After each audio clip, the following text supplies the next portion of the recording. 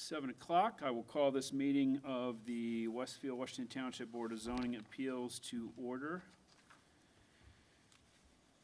Staff, can you note the presence of a quorum, please?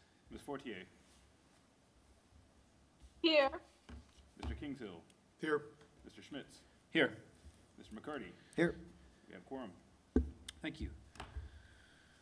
First item on the agenda is election of officers for 2021.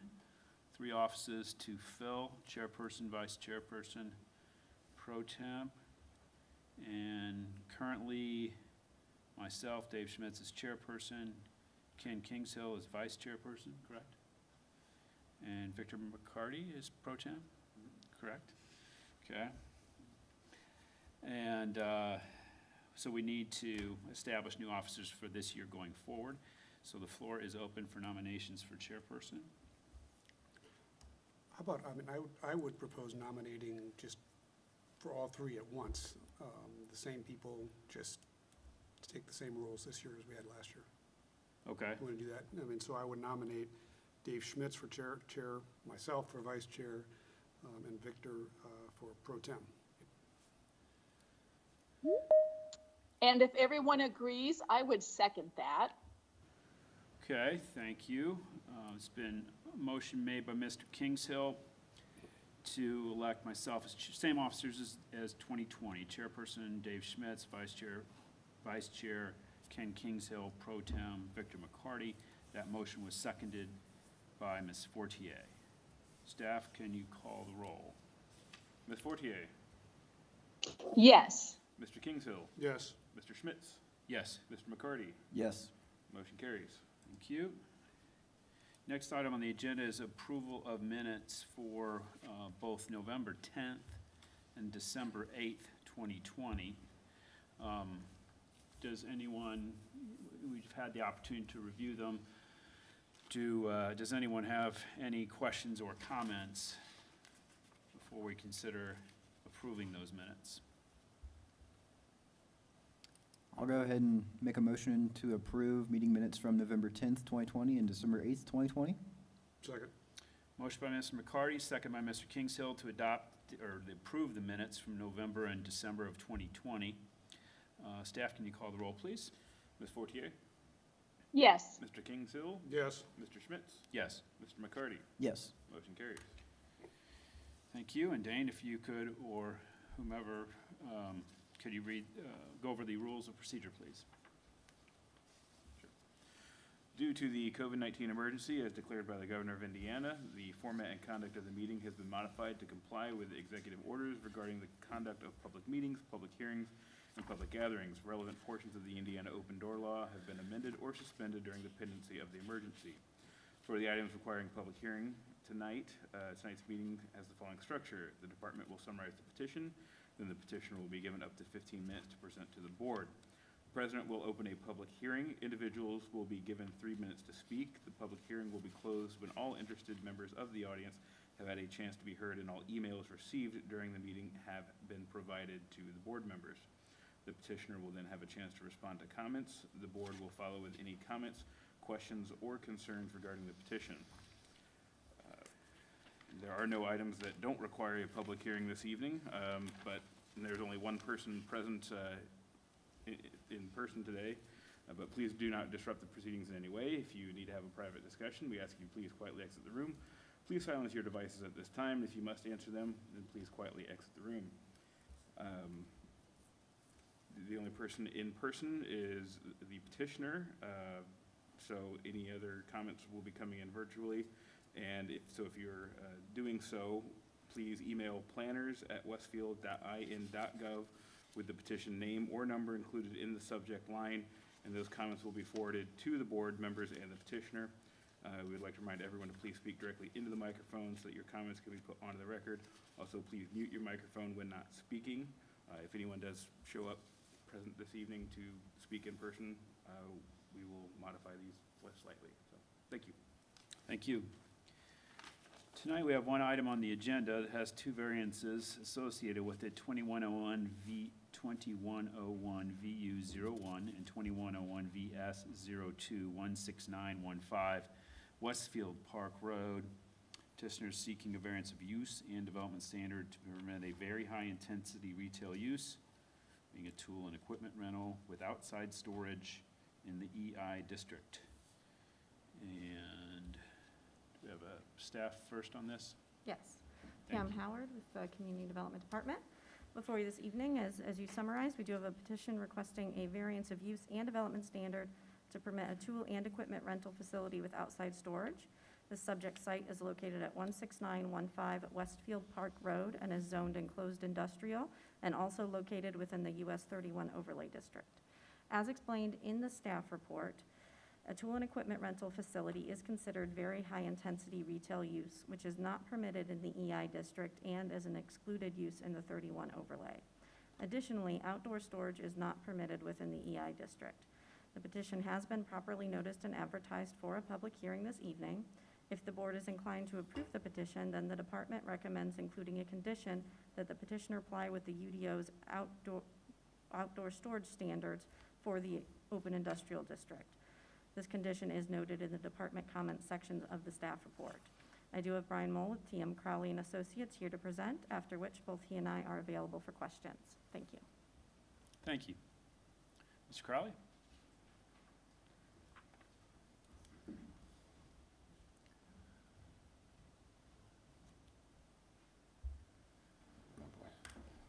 Listen Do to we it. do anything with an oath? Which button do I push again? That's good, okay. In fact, I should have mentioned Beth Copeland with Taft is a new attorney for the BZA, and I think she's present virtually, but I don't think we can, what is it that Zager said? The oath? Do you promise to tell the truth? Yeah. Say, repeat that, please? Do you swear to give truthful testimony this evening? I do. Very good. I used to have those memorized. Thank you. I'm paying attention. Good evening, members of the board. My name is Brian Mall. I am a Director of Construction for TM Crowley and Associates, address 2548 North Park Avenue, Indianapolis, Indiana. I appreciate the time tonight and the efforts of the planning staff for the city of Westfield. I've been working with Pam now and her staff for several months.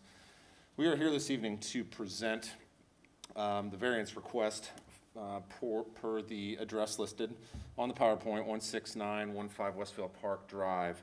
TM Crowley and Associates, an Indianapolis business for 25-plus years, a national developer, probably most recognized projects here in the Indianapolis market, Hamilton Town Center, which we were a JV with Simon Property Group, as well as the Bridges in Carmel. We do Sunbelt rentals properties all over the country, largest developer for CVS in the United States as well. As Pam mentioned earlier, this property is located just at the northeast corner of 169th and Westfield Park Road. The proposed use would be an alteration to the existing Harvey's Collision Center, which closed several months ago. And there will be minor alterations to the building itself. And we are proposing to have outdoor storage for equipment rentals in the northern end of the property. The property today is a single-story building. Like I mentioned before, very few modifications to the building that will include just some outdoor, painting and awning changes, et cetera. The business model of Sunbelt, if you've seen kind of any equipment rental location, is such that we will leave the existing parking lot to the south of the building exactly as it is today. Anybody that comes in to rent equipment can come into that retail portion of the store, order what they need to order, and then we will have gates along the Westfield Park Drive side of the building for access for vehicles with trailers, et cetera, to pick up equipment.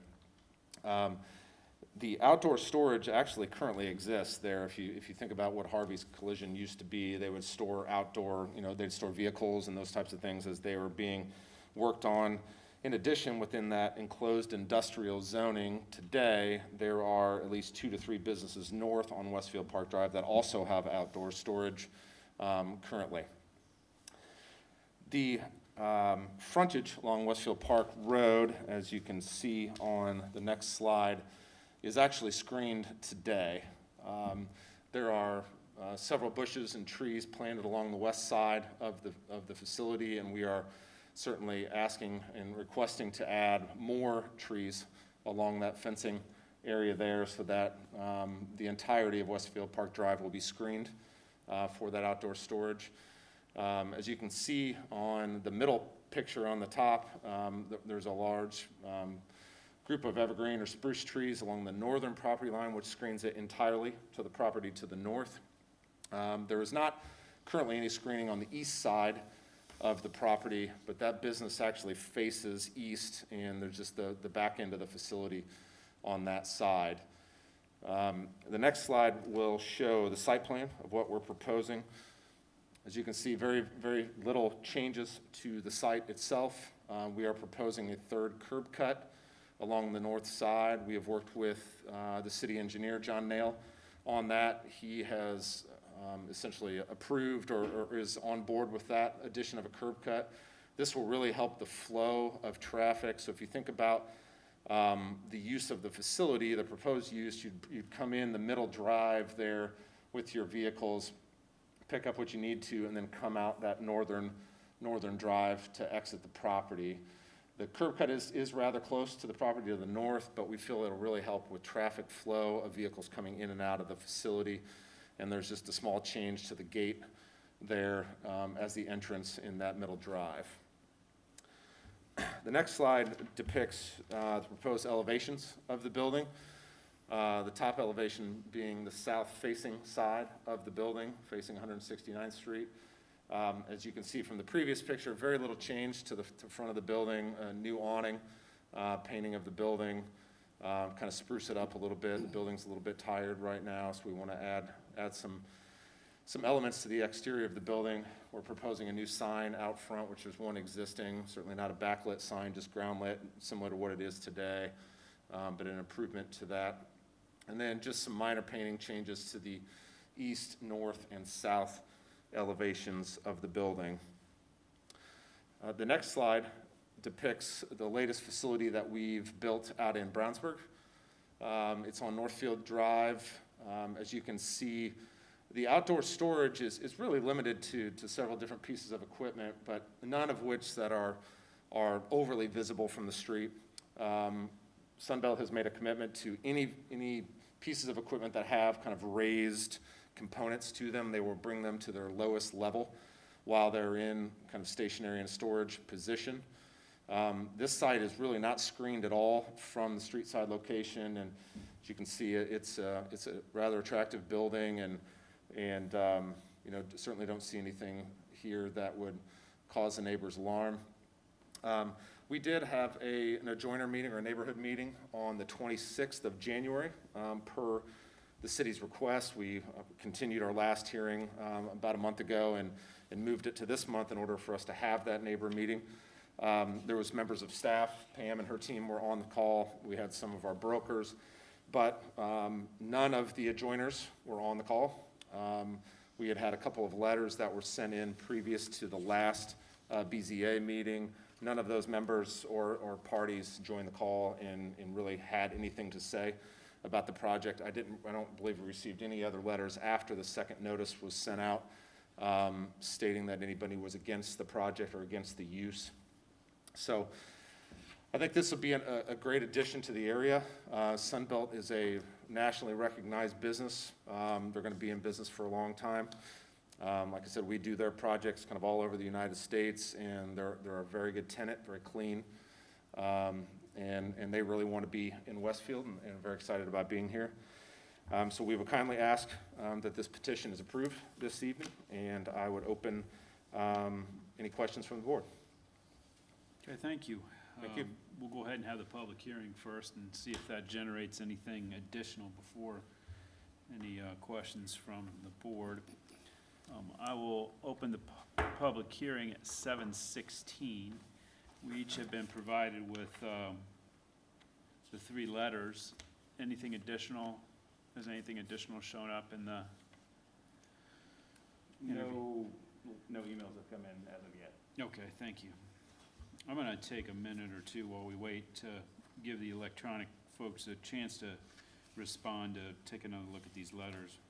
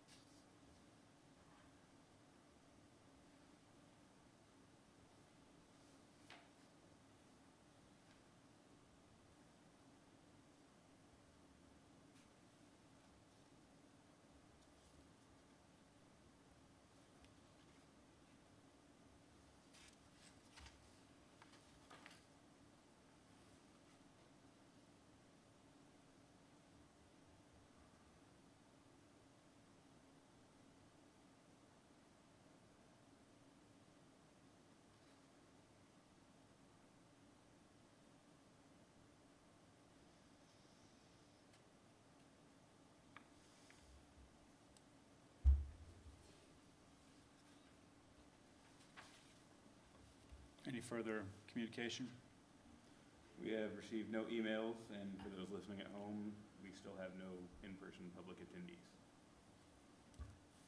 Thank you. I will close the public hearing then at 7:18. As I recall, we'll have questions from board members at this point. Didn't your client didn't Sunbelt have a project that they brought before us or in front of Plan Commission a little west of here and if so, what happened with that? Yes, I believe we could not come to terms with the seller on that Okay. project, and that was the open industrial zoning, which would have been permitted for this use. Sunbelt and the seller, we were involved just from a development standpoint. We were not going to own that site. We are going to own this site. TM Crowley and Associates and Sunbelt will be our tenant. They couldn't come to terms with that seller, so I believe the project died. Okay, thank you. I just remembered it being a Sunbelt facility. Yep, that's correct. That building that's up on the screen right now, Mhm. that's considerably high, has a height, considerable height, greater height than Yes. what the proposed building. It does, Or- yeah. The facility, the ground-up facilities that we're constructing right now have indoor drive-through type of facilities, so when you come in and you're picking up something, there's still outdoor storage, but typically they'll bring it inside, kind of get it cleaned up, and then put it on your vehicle indoors rather than doing that outside. Since we're just adaptively reusing this existing facility that Harvey's was in previously, there will not be anything like this. We're not adding vertically to the building or horizontally, we're just leaving the building as Yeah. is.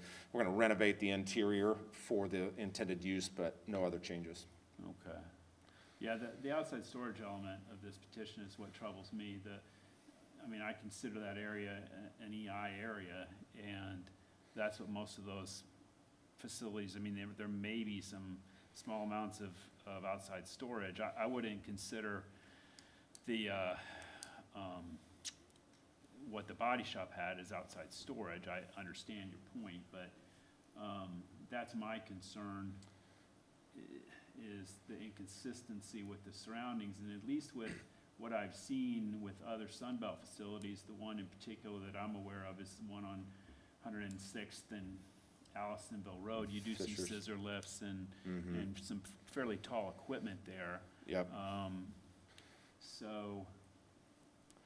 Yeah, and we certainly understand that, and that's why we've made a commitment to keep everything at the lowest height possible. We're willing to add additional vegetation around the perimeter of the lot. Those spruces and evergreens on the north side of the property are nearly 20 feet tall, and they provide a really nice screen for the property to the north.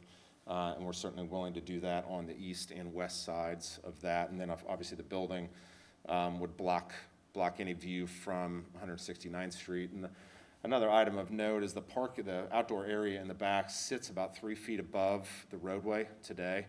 And there's a 6-foot fence currently there as well. So when you think about the visual components of, the view from Westfield Park Drive, it's going to be difficult to see anything out there unless it's sitting, 10 to 12 feet above grade, which we won't have anything that's that tall sitting out in that outdoor area.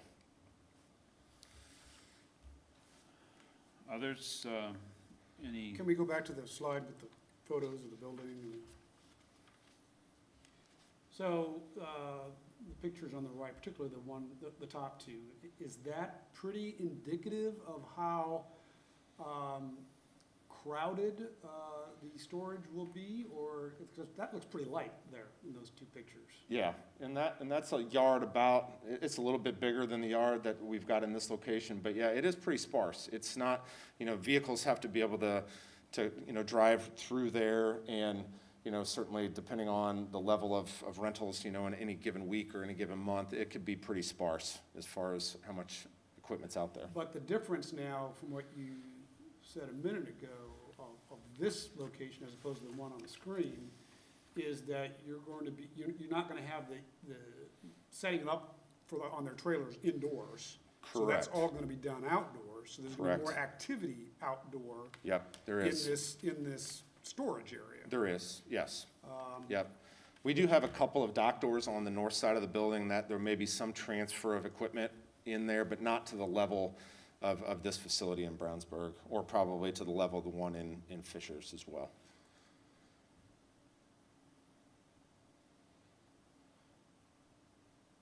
I'm not quite sure how to ask this question, but how much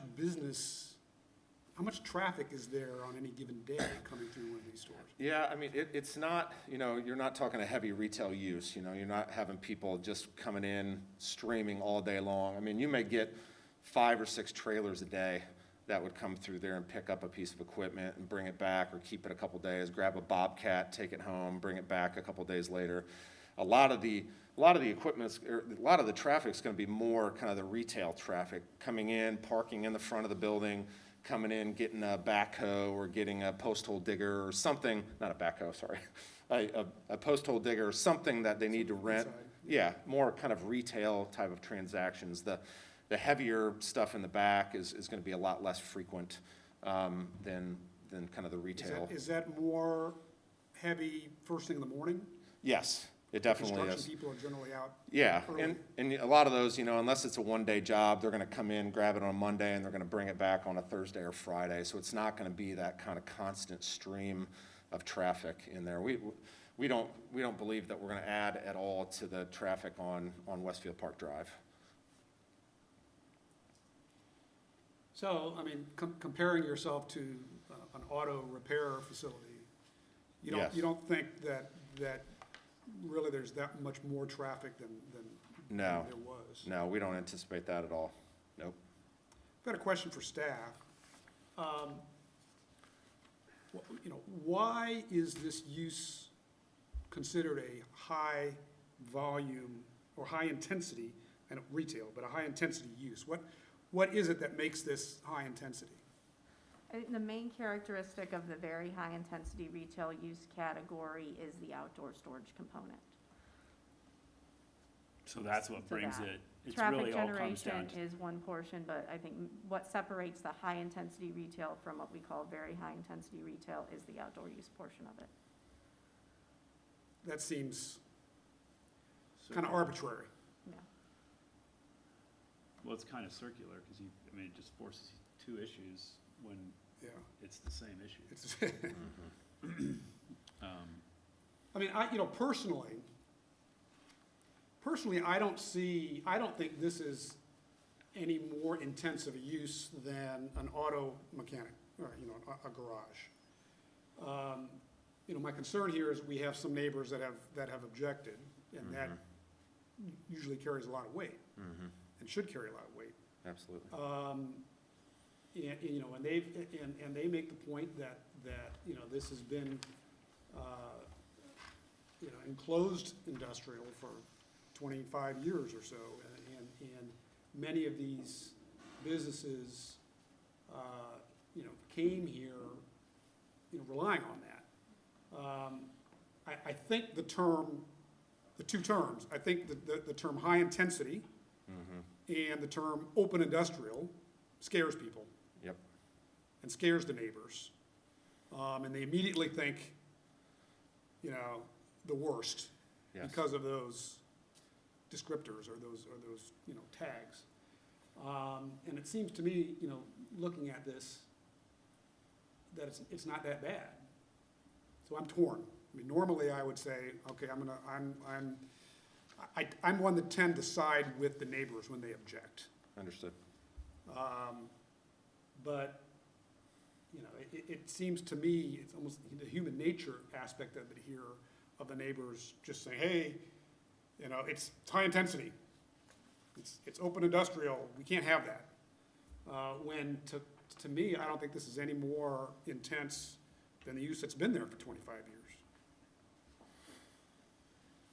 For the most part, Mr. Kingshill stole all the words right out of my mouth in agreement with pretty much all you said, Ken. I'll just add that in terms of outdoor storage on the exact same road, just a little bit further north, granted they'll be gone here soon enough once they get their full facility built, but Unlimited Motors, they have outdoor storage, and I see that as a more high-intensity use than what you're proposing here. So Yeah. like Ken, I tend to agree with neighbors, but I feel that it is not equal to what's being proposed here, so. Yep, understood, thank you. I have another quick question. Have you heard anything from Ag Reliant right next door? No. Nope, not directly. We have not. And they got the notice and everything, and you gave them the notice? Yeah, they've received 2 notices, as a matter of fact, yep. And they didn't And- show, and no one showed up to your virtual neighbor meeting? Nope, they did not. Another comment I want to make too is I drove by on the freeway today and, on 31. And so that whole issue of the 31 overlay, I was kind of curious because this is, I think the 31 overlay is 600 feet, right? Which is why this property gets, is it 600 feet or is it more? 1,320. Oh, I guess 600 or something else. It's, oh, 32, that's where I'm getting confused. Okay, so 1,300, okay, that's why Quarter mile. this pulls it in. But I drove by there today and you can't see this because the whole Ag Reliant building blocks any view from the freeway, even though the freeway is up above. Well, when the overlay plan was enacted, it was at grade, so it was Yeah, a little different then. that too. Right. And so, I would be real concerned if Ag Reliant had an issue. Yes, and we have not heard anything from them. All my contact information was on both the notices, so. And that's another thing with me is that, again, we always appreciate getting public comments, but if it was more of a concern, then, maybe someone would be here today Right. speaking on that behalf, as well as Ag Reliant. They mentioned Ag Reliant in their statements here, but they're not the ones voicing any concerns, so. Correct, yes, thank you. Janine, do you have any comments or questions that you'd like to raise? I have no questions, but I do have comments. I agree with Ken and Victor on the statements that they made. And reading Mr. Kent's letter, he has 7 buildings in that area, so I understand his concern. And Ag Reliant is truly a beautiful building. And I think if they were concerned, they would have written and spoken up. They had their opportunity. So the fact that they didn't, to me, says that that is not a concern for them. Personally, I've seen the Sunbelt rentals before, and I think they're very attractive. They've always done a nice job keeping it clean, orderly, and I actually don't have a problem with that business. I think they're beautiful. It's just the problem with the very high intensity retail use, which to me doesn't seem in line. But if that's what they're asking for, then I think it should be allowed. And also, too, I think the screening is going to be very important, if nothing else, for security and safety of the business. So that's all my comments that I have. So thank you. I have another comment. Thank you. Go ahead. I want to make another statement here. I'm not too concerned about setting precedent with this case with regard to open industrial and high intensity or super high, whatever it is, very high intensity retail, because of all the things that we've said here, that this is a rather unique situation. I don't really consider, well, in my mind, this to be a very high intensity use, and we've talked about it with staff, and it sounds like really it's just that the open industrial part of it, and the fact that it is screened quite well already, and you may enhance that a little bit more. I think the circumstance here is very unique, and therefore I'm not concerned about setting a precedent here in allowing this open industrial use, or the outdoor storage, and this very high intensity use. I just want to put that on the record. And I'll go ahead and just add one or two more of, again, as Ken said, in comparing the 2 uses, an auto body shop versus what you're proposing here. Yes. I've driven by the previous auto body shop before, and I mean, any car shop, you see some rundown vehicles and so forth, and that kind of deteriorates the value or the look or whatever you want to say about the property. Correct. And I know that some naysayers mentioned that here, but I think this is more conformity in terms of you get the same type of vehicles or rental equipment, et cetera, instead of having some beat-up minivan that needs repair in the front lot or whatever. So Right. I see I this agree. as more of attractive, and again, this is a unique situation. And then just one more thing that we haven't quite touched on, in comparing the noise levels, I think that is also equivalent, adequate in comparison, because in any auto body car shop, you hear a lot of noise coming Lot of from here. grinding, You hear yep. them, and, you know, the shops we have down 32, you'll hear that often. So, Yeah. again, I think that's in comparison. Yep, I agree. Thank you. Dane or Pam, whoever has control of the photos, could you find the photos that showed basically the landscaping across the west side? And yeah, that's what I wanted. So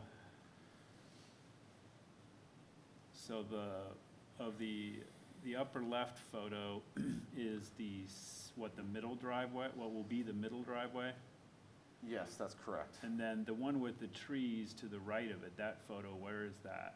That's at the northern end, so there'd be the proposed curb cut that we would add would be right in here. So So some of those would be some of those would eliminated, come but out. We would propose to extend that bush row all the way down, to the edge of this drive and then even around, so that the entirety of that fence is screened on the west side of the property. What commitments that's a concern of mine, I don't, Yeah, we would make a commitment to have that entirely screened, in plant material approved by the city. And it would be, to the level that it would be above the fence line. So that, the fence would be completely obscured from view. We would, like I said, we would extend that all the way, to the edge of this drive and then start it here on the other edge and then extend it around. So it would have the same look as this, or potentially even higher, so that you would have a complete screen. At that same density, so to speak? Yes, correct, correct. from a staff perspective, do you have any guidance on if we were asking for landscaping commitments? It's obviously not something we're typically doing at BZA. We can make conditions, right? So, Yeah, we can make conditions, but we just never done landscaping Yeah. conditions that I know of. And did you have any format or any kind of? Nothing particular, so I don't believe a landscape plan was included in this original submittal. I know we do have one now at the city because they have submitted a development plan, but it was not included with the BZA portion of the petition. So at a minimum, they will have to comply with the landscaping standards of the UDO, which does require foundation plantings along any walls and fencing. However, that is not a very high density requirement. So if you are wanting something in addition to that, I think you probably need to include some sort of number or some sort of harder standard to that. I guess it's kind of hard to determine what would be appropriate. I don't know if you have any Yeah, that's what I was kind of suggestions. afraid of. I think you could probably make a condition based on what you said before, about extending a bush row so the entire western fence, is basically obscured with landscaping, and then delegate the landscape plan to staff during the DDP review time period in order to, we would have, delegation on whether or not that conforms to what we discussed here this evening. if there's a record of this discussion, I think we can just delegate to staff that the commitment is to add the landscaping as discussed at this meeting. Would that be strong enough? I would probably add the standard that you want. So if it is to obscure the view of the fence, then I would add that, just so there's no question about it in And the exceed the future. height of the fence Yeah, visually. whether you Yeah. want to deal with the height of the fence or just, horizontally. Yeah, the you fence can't height's really increased. obscure the fence completely because some of it's on the roadway, driveway, but, Right.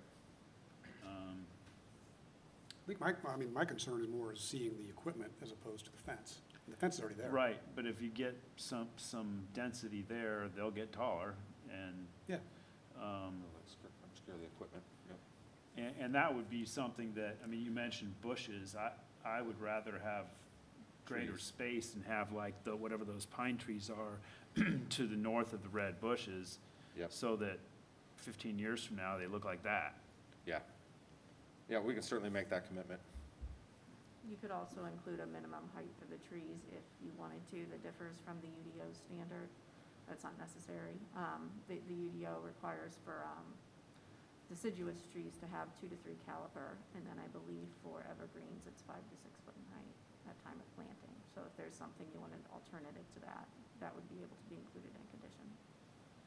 So there's the danger in requiring trees that are sort of too big to be transplanted and then they die.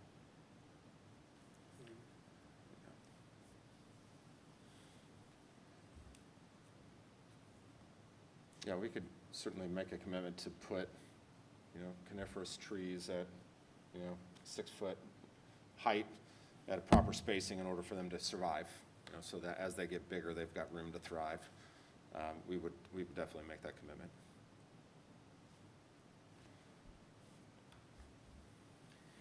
Do you, members of the board, you're comfortable with establishing the findings based on petitioner's testimony? Yeah. I am, yes, Janine.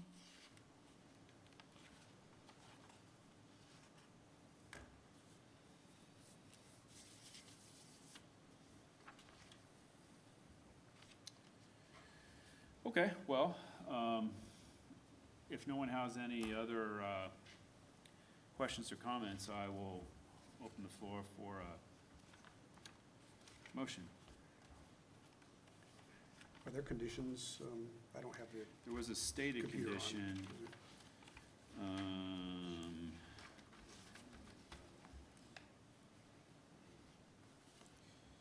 All right, I'll make a motion. Do we have, I'm sorry for Go ahead. interrupting, do we need to treat these separately since there's 2 different docket numbers? Yes, we should vote on both Okay. separately. Okay, I'll make a motion to approve item number 2101-VU-01. That would be the variance of use, I think, the VU, right? And with the recommended condition from staff that the petitioner comply with the standards of Article 6.12D, as in dog, of the UDO as, and is this the one, the other one would be the one where we'd have the, I think both Condition? this Or both? condition was recommended for the variance of standard because it's Oh. related to the outdoor storage specifically. I don't think it hurts to put it on both if you're so inclined. I would think, So put do the on both? conditions, put the conditions on both, I would. okay, and then a second condition that petitioner augment the existing landscaping on the west side of the property, above and beyond the requirements of the UDO, so as to shield, is that the right word? Screen the view of the current fencing and the equipment stored behind the fencing. Is that good enough? Good enough for me. I'll second. Been a motion by Mr. Kingshill and a second by Mr. McCarty. I won't restate the motion, Sorry, we got it. but I will direct staff to call the roll, please. Mr. Kingshill, Yes. Mr. Schmitz, No. Mr. McCarty, Yes. Ms. Fortier, Yes, motion carries. Thank you. And I will make a motion to adopt staff's findings of fact for this petition. Do we have a second? Second. Moved and seconded to adopt staff's findings of fact for the approval of 2101 VU01. Staff, please call the roll. Mr. Kingshill, Yes. Mr. Schmitz, Yes. Mr. McCarty, Yes. Ms. Fortier. Yes. Motion carries. All right, I'll make a motion to approve item 2101-VS-02. That's the variance of standard, with the same two conditions stated previously on the other motion.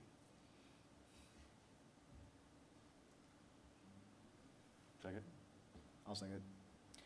Motion by Mr. Kingshill to approve petition 2101 VS-02, seconded by Mr. McCarty, subject to the same conditions that were stated for the prior petition. Staff, can you call the roll, please? Mr. Schmitz, No. Mr. McCarty, Yes. Ms. Fortier, Yes. Mr. Kingshill. Yes. Motion carries. Thank you, and I'll make a motion to adopt staff findings of fact for the approval of 2101 VS-02. Do we have a second? Second. Moved by myself, seconded by Mr. Kingshill to adopt staff's findings for the approval of 2101 VS-02. Staff, can you call the roll, please? Mr. Schmitz, Yes. Mr. McCarty, Yes. Ms. Fortier, Yes. Mr. Kingshill. Yes. Motion carries. Thank you. Thank you, Brian. Your Thank you petitions very are much. approved. And that is it. I will make a motion to adjourn as of 7:44. Second? Second. All those in favor, voice vote indicate by saying aye. All right. Aye, opposed, same sign. Aye. Whoa, she's opposing. Okay, you stay on the line. I and- said that. I gotta slow down for that. That was a unanimous approval to adjourn. Yeah. Meeting adjourned. Thank you. And just be Thank aware, you all. we did receive 9 variance petitions this month, so the next meeting will be a long one. Really? Yes. How many are Only 3 of pools? them, I think only 3 or 4 are pools, so. Huh.